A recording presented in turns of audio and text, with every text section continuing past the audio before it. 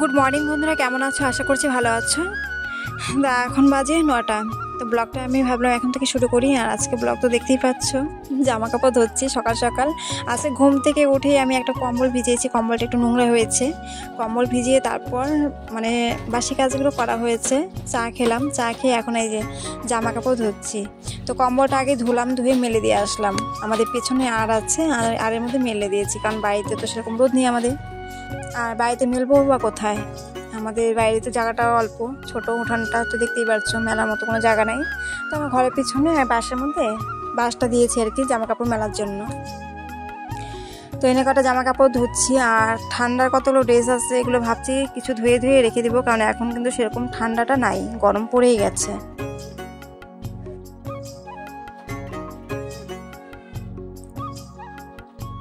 নির্মাতে ভিজেছি, এখন সাবান দিয়ে আর কি জামা কাপড়গুলো ধুচ্ছি। সাবানটা দিলে কি পরিষ্কারটা হয়।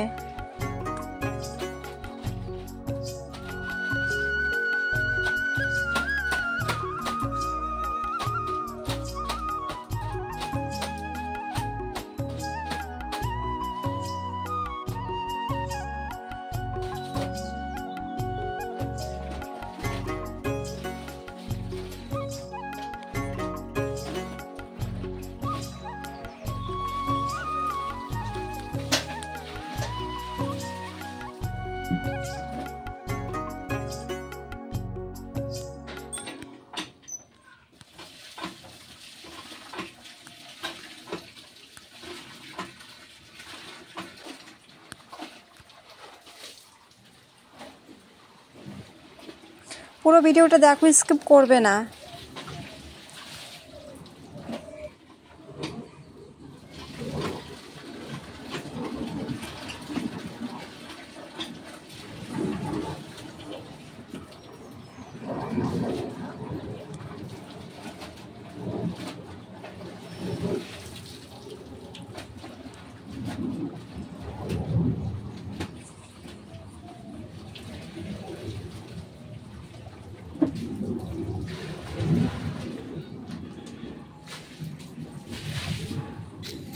তো দেখো কোথায় মেলেছি কম্বল।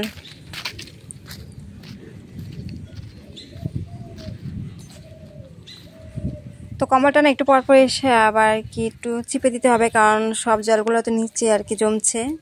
আর কম্বলটা ধুতে আমার হাত ব্যথা হয়ে গেছে। এত ভারী কম্বল, দেখতে দেখা যায় হালকা, কিন্তু ধুলে না খুব ভারী। হাত একদম ব্যথা হয়ে গেছে আমার। আমি আর রিজু দুজনে এনে কম্বলটা আর কি এখানটাতে মেলেছি। আর একটু পর পর এসে দেখতে হবে কম্বলটা। আর এখানটাতে কিন্তু সারা দিন রোদ থাকে।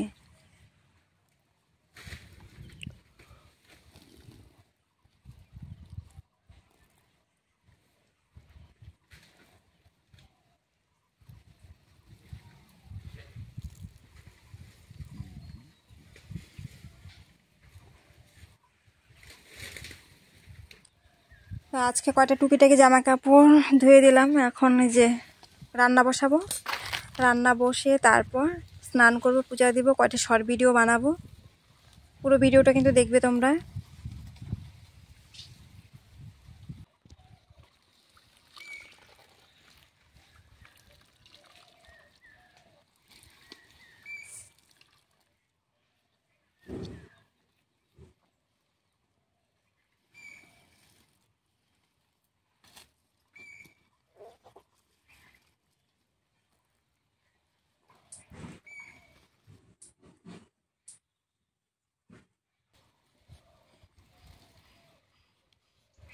একটু অল্প এসে এসে আর কি জলগুলো চিপতে হবে, নয়তো শুকাতে যাবে না। উপরটা শুকাবে, নিচটা আর কি ভেজা থাকবে।